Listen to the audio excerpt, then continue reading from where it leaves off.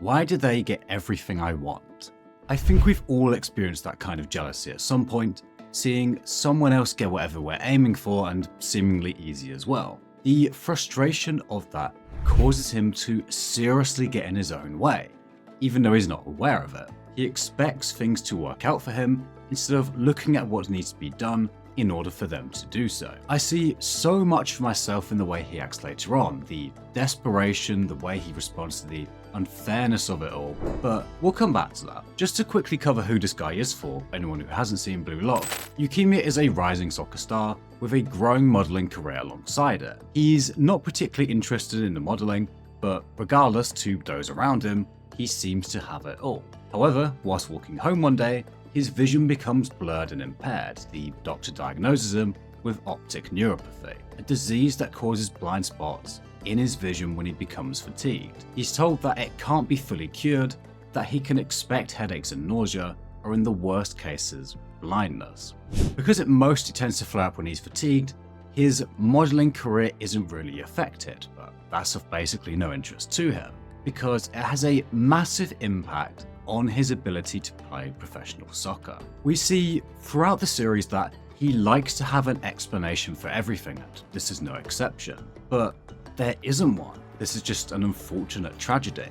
And the fact remains that his dream of being the world's best striker, or even just playing professionally, has a time limit. All of this is revealed before the match between BM and Manshine City. However, if we go back slightly to the start of the Neo Egoist League, we see him initially being the highest ranked player from Blue Lock in the German team besides Kunigami. The first moment of significance though comes in the Barcha match, and up until now, he'd kept his condition completely under wraps.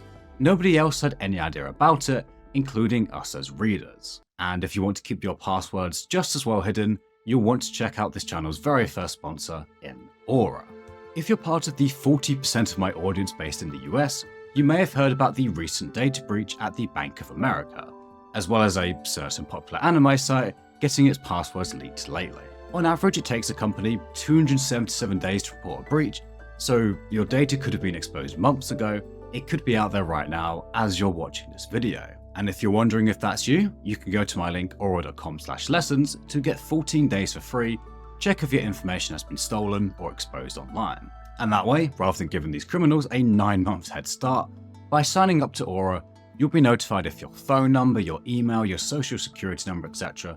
is found on the dark web in any breaches. You'll know if anyone's trying to access your bank account. You'll get up to $5 million in identity theft insurance should the worst happen, so you can have complete peace of mind going forwards. Because this does happen. You know, last year both Citigroup and JP Morgan Chase both had data breaches. Aura has a huge range of other features that keep you safe online too, all in one app, so you don't want to wait until after this happens to you. You know, that's like installing cameras after you've been robbed. Do it beforehand and try 2 weeks totally free at aura.com/lessons. A huge thank you to Aura for sponsoring this video. So returning to the BM vs Barcha match, Noah decides to substitute Kunigami off. And before this game, he'd spoken about how numbers alone are all that matters, that the team would operate on extreme rationality and nothing else would come into consideration. But despite having higher numbers than Isagi, Isagi is still chosen ahead of him to substitute on.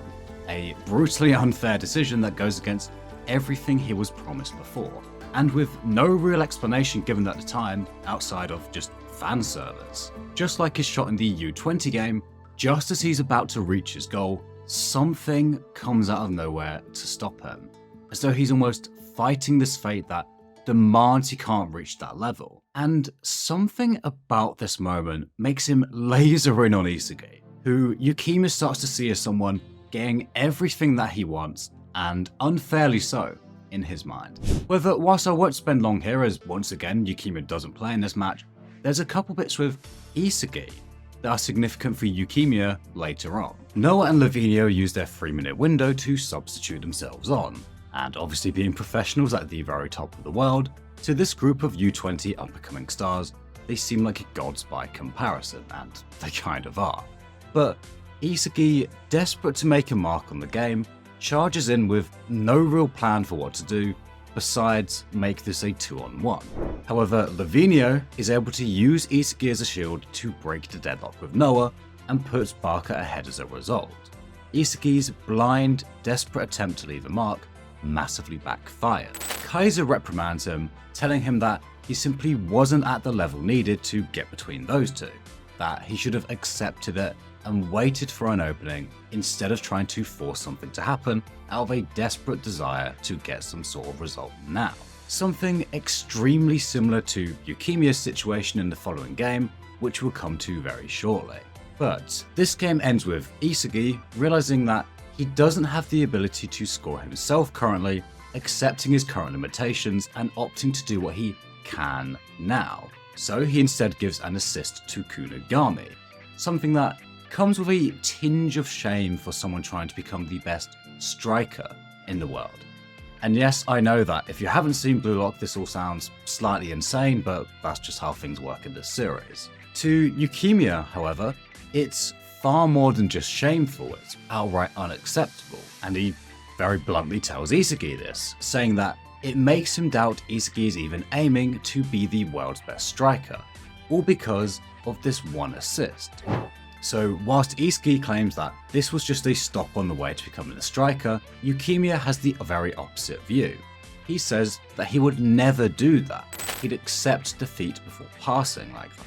So obviously two very different mindsets, one looks at what's currently realistic and does what he can within that, and the other is just dead set on a goal, literally, and refuses to compromise on it.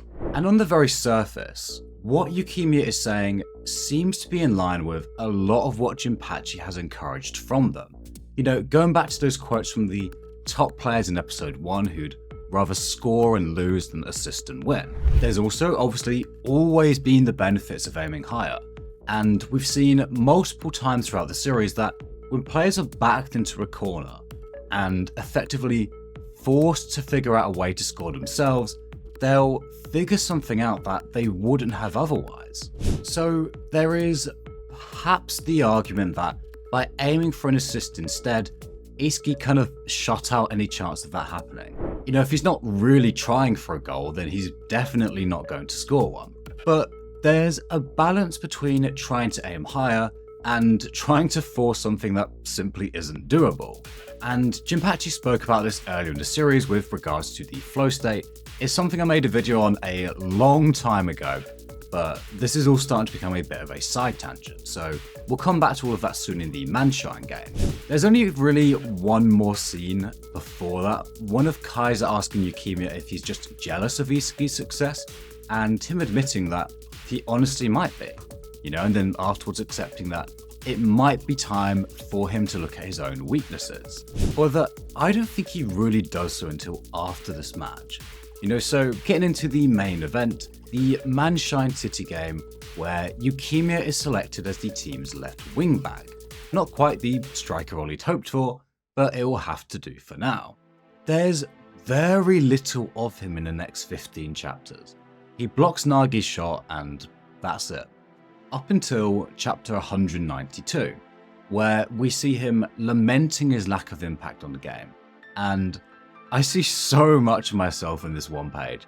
You know, the reassuring himself his condition isn't playing up yet, the tinge of self-loathing when he talks about how he should be grateful that he isn't being subbed off yet. You know, it feels like he's kind of over-analysing his performance here, even though there are plenty of other players on the team that have had just as little impact as he has. And as such, with the timer on his eyes starting to run out, despite the world's two best players subbing on, he has no choice but to go for what should be an utterly absurd play, but is actually quite common in the series, stealing the ball off his own teammate. Telling Isagi, don't think the world revolves around you, this match is mine.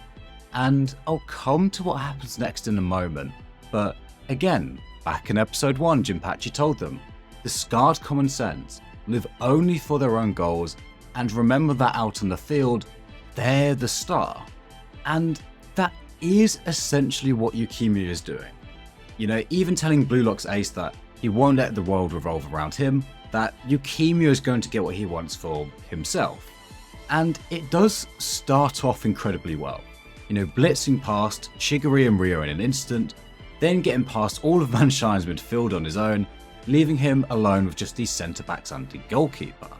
A crazy feat of dribbling, and had he scored at this shot, it would have been an unbelievable end to the game. But whilst there was enough to fool the U20 goalkeeper, Chris Prince, the world's number 2 player, shuts it down.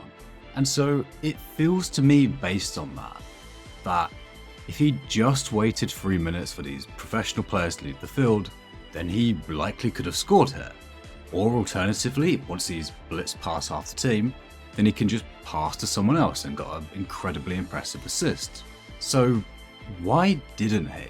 Well, because he wanted to be the hero, and he felt like he was running out of time, so he was desperate to make an impact before he did. But unfortunately, no matter how intensely you want something, the world doesn't change because of that. The defenders aren't suddenly going to get easier to beat, the goal doesn't suddenly get larger, and so in comparison to Isagi, who about 15 chapters prior recognised his own inability to score and followed Kaiser for a while to learn from him, or at the end of this match recognising he couldn't score himself and opting for an assist because that was the best option for him at the time, he was very willing to accept his current limitations. But Yukimiya is just kind of demanding that he gets a goal here, or at the very least expecting that he does. It's something we saw a lot of in Barra, who every pre-lock video I make somehow links back to this guy, but in the second selection, expected that he simply win on account of his talent and hard work, becoming frustrated when it didn't happen, and initially refusing to make any changes despite the mounting pile of evidence that his approach just wasn't working. It's summarised best in his later conversation with Snuffy, who tells him ego alone won't get you anywhere, to which he responds that he already knows. Blue Lock has already hammered in that lesson more than enough. That kind of hunger to win, the belief you can reach the heights you want, it's really just the starting line. It's part of the process in which you use it to better yourself. And above all, no matter how frustratingly unfair the world may be towards you, the second it crosses the line into delusion, it starts to become a huge hindrance. Later on, even Noah, the world's best striker, is willing to admit that Snuffy is a better all-around player than him. In fact, earlier on, we saw him acknowledge that Kaiser's kick speed surpasses his own. And when we look at the chapter following his attempt on goal, we see two polar opposite responses from Henri and Jinpachi. Henri is obviously shown to be fairly naive, or at least in comparison to Jinpachi, who is unbelievably good at predicting the future of these players. And he says something initially a little counter to his past speeches, that his self-esteem is too high. I don't think self-esteem is quite the right phrase for what he's trying to say. I think that's just a bit of a translation thing. I think this next line instead, there's a difference between confidence and zealotry, sums it up pretty well. But I think we've kind of covered this point by now. It's good to aim high, but don't be delusional on your route there and think you've found the shortcut or that you're further along than you actually are.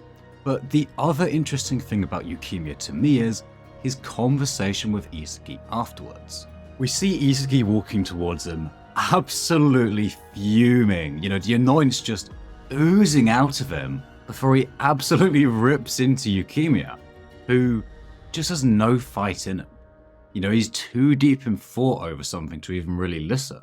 But Isagi proposes that they work together, with Yukimiya's dribbling helping to cut open a path for Isagi to score.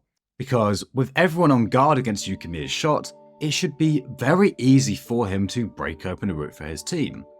But he once again refuses, calling this a trial that he must overcome. And I don't intend to downplay his condition at all. I completely understand his frustrations, but what do you mean, a trial you must overcome? Who has decided that besides you? Why do you have to score in this specific game? Why do you have to be the hero of this specific game? I don't think it's true at all that he'll never get another chance if he doesn't score in this one. It kind of feels to me like part of him sees himself beneath everyone else. So he has his own separate trial to see if he's actually worthy of standing on the pitch.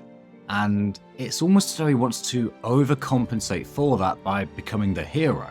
He calls Isagi out on how only thinking about how he will be the best in the end, and I won't spend too long on that in this video. I do think there's a bit of both from Isagi here. He does genuinely believe this to be the most logical option of the options where he scores, but for this video I'm more interested in what Yukimiya says next, that if only shrewd bastards like you get rewarded, then this world is messed up. And I remember I had to kind of stop for a few seconds when I read this for the first time, because I really see my younger self in this one. You know, yeah, it can be pretty messed up. It can feel extremely unfair that some people are able to get all these rewards that you can't without all the extra challenges that you have on top of it. But again, whilst I completely understand Yukimiya's frustrations over his condition, the fact remains that he's still just getting in his own way. And I'm not talking about just, you know, instead he should just act like it doesn't exist or anything like that, but he just needs to honestly look at what he can and can't do in the moment instead of getting pissed off at Isagi or needing to be a hero. And we see the difference in this if we go back to before this attack started in 192. Whilst Isagi was thinking up a plan in response to the two masters coming onto the pitch, Yukimiya just found himself getting frustrated at them. Going back to the intro of this video, it's almost like he's expecting his frustrations to get him what he wants. But the part that I'm sure some of you have been waiting for me to address is where he says that he knows what Isagi is saying is correct as such. But if he only listened to what was logical, he would have stopped a long time ago, because logically, as such, his condition is a barrier to him becoming the best in the world. And just to be clear, I know this video has probably felt like I'm kind of criticizing him, and I sort of am, but I absolutely love this guy. You know, he's one of many characters in the series that I always just want to see more of. I always find myself rooting for. You know, it's crazy just how many characters like that this series has, but whilst I completely get what he's saying here, again, it comes back to that point of you don't let that get in the way of how you're going to get that. Everything else we've said so far, you know, the world unfortunately doesn't care at all. In fact, it's quite the opposite, and I say this from experience, that this kind of mindset really holds you back because you stop looking at what you actually need to do. You know, and this happens in the following chapter with Yukimiya dead set on crushing Isagi and stealing the ball off him, but to Isagi, he's just another player, the same as everyone else on the pitch. And so he's able to use Yukimiya as a decoy to leave himself unmarked, leaving Yukimiya in despair. However, Kaiser barges into Isagi, making it impossible for him to score himself. And so, in a very similar fashion to the Barca game, he can either choose to accept this defeat and try again to get a goal himself, or do the best he can in this situation, give an assist to Yukimiya, who initially seems extremely relieved. You know, it almost looks like there's tears in his eyes here. But as soon as he goes to take the shot, he has this whole whirlwind of conflicting thoughts in his head. You know, the frustration at Isagi kind of deciding his goal for him, that slight kind of anger at the fact that he wasn't able to get a goal himself, it's being almost kind of gifted to him in a way. But all of that is balanced with his desperation to simply score, leave a mark on the game, and get himself an offer. And in the end, he takes the shot himself. But crucially, unlike before, he's not just assuming his current self is enough, that he'll just score as a consequence of trying to. Instead, adapting his usual topspin shot to have diagonal spin this time, allowing it to slip past Rio and give BM the win.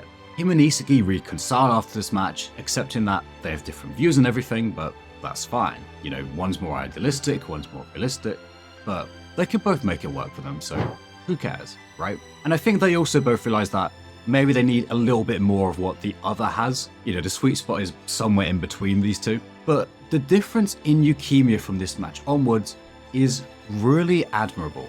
It's something I really like, and it's made him one of my favorite characters. Sadly, there isn't too much of him, but we do have his conversation with Jinpachi. Perhaps the only time in the series where I can think of that Jinpachi has called someone in to talk with them.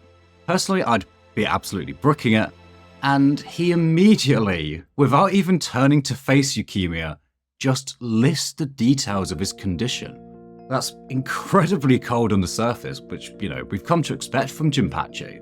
But from the rest of this conversation, I don't think he's being as cold as he originally seems. So Yukimiya responds to him saying that he didn't want everyone to worry about him, but I think the real reason is that he was worried that he'd either lose his spot if it was found out, or at minimum, it would be used against him by the other players, near the end of the match when his vision starts to go. But Jinpachi already knew, and he's obligated to tell the team that sent Yukimiya an offer about it as well. And man, the way he silently hangs his head when he hears this almost makes me tear up a bit. Honestly, he's so convinced they'll turn him down just because of that. That this is something he has to hide from them, but it's quite the opposite. In addition to the 29 million yen salary, which is about $190,000, they'll pay for the finest treatment there is for his eyes. For his condition, which we just saw the almost shame he has at having it. And I was so happy when I saw this, what more could he ask for? But he turns it down for now. He tells them to wait until the end of the NEL to see what he can do on his own, claiming that his goal was just a result of Isagi's efforts, which isn't completely true. Isagi himself says that it was only possible because of his incredible shot technique, but I do get why he feels that way. However, the difference with this and what he was doing before he was saying, I want to score and be the best striker in the world, but wasn't actually doing anything to help him get there, or at the very least in the matches he was getting in his own way. He was just charging in, and he was mistaking being stubborn and unwilling to look at what he's lacking with sticking to his ideals. Now he's decided he's not going to take something out of principle. There's no deluding himself here. He knows he might lose that offer, and he's fully accepting of that. It's completely different to what he was doing before. Now, I'd love to talk about where his arc goes from here, but at the time of writing, it kind of hasn't. There's a bit of him in the Ubers match where he tries to steal the ball off Isagi again, but this time when it fails, rather than frustration, it's just excitement at the target he's aiming for.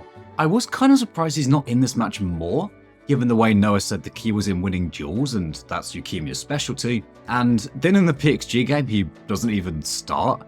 He does end up being subbed on when Ikaguri is subbed off, which, by the way, is complete BS. We all know Noah did this out of fear that if he left Ikaguri on the pitch, his awakening would surpass everyone, but regardless, Yukimiya subs in 288, uses Isagi's ult trick against him by using him as bait to get past the defenders. He then dribbles past a couple more before getting his shot blocked. There's also a little bit on where he reflects on how Ness is kind of like the old him, stuck in naivety, not evolving unlike the rest of the pitch. He obviously has this vision of Kaiser in his head that's very different to the reality, but that's kind of it from Yukimiya. It's kind of like the author just wanted to remind us, oh yeah, he can still dribble past an entire team. So I can only assume that we'll see him again in the future. Although with him currently being 14th, I don't quite know how likely that is, as I'm actually not sure if he'll make the starting lineup. There's a lot of competition for his kind of role from Otia, Barcha, etc. But to me, he is a fantastic character. A great reminder not to delude yourself, to be honest about what you really want. But above all, he's just incredibly admirable for doing everything he does in spite of his condition. And I really hope he gets another chance to shine in future. So thank you very much if you made it all the way here. If you want to get these videos 24 hours early, sign up to my Patreon in the link below. Otherwise, thank you very much for watching, and I'll see you soon for more Blue Lock videos, because I am absolutely loving this series at the moment.